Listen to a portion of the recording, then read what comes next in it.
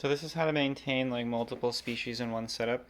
As long as thought and care has gone into which species you stock it with or which organisms you stock it with, and that those organisms' parameters are met, you'll do fine. Like I knew that I wanted frogs and I wanted ants and I wanted spiders in here, so I had to kind of consider what all, like ants. The ants and frogs were the absolute hardest thing to get to cohabitate. These frogs eat ants in the wild, and usually if the frogs can't overwhelm the ants will be able to overwhelm and kill the frogs. So the way I chose my ants is this. I've talked about it before, the Pseudomyrmex gracilis.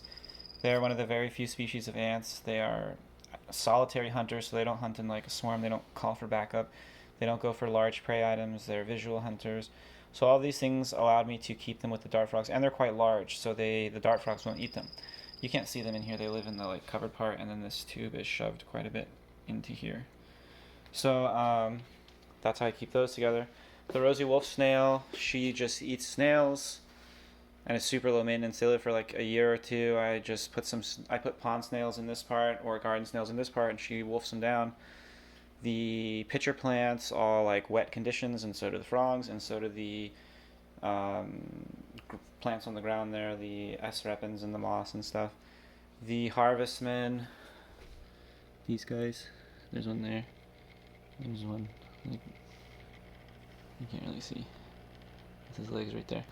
They like they eat small arthropods, dead or alive.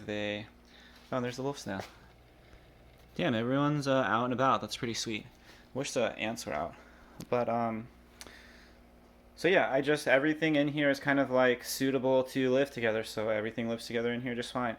So if someone says like, "Oh no, that'll totally not work," just use common sense. Look up what that organism likes, and don't look up generals like general care guides or whatever. Like dart frogs, most people would say like, "Oh, tropical frogs and temperate pitcher plants, those would never go together."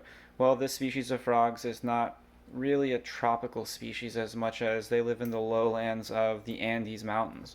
So they're more subtropical. They like lower temperatures. Everything in here, despite what people might think about them, every single organism in here enjoys the parameters of this tank, and therefore every single organism in here is thriving in this tank.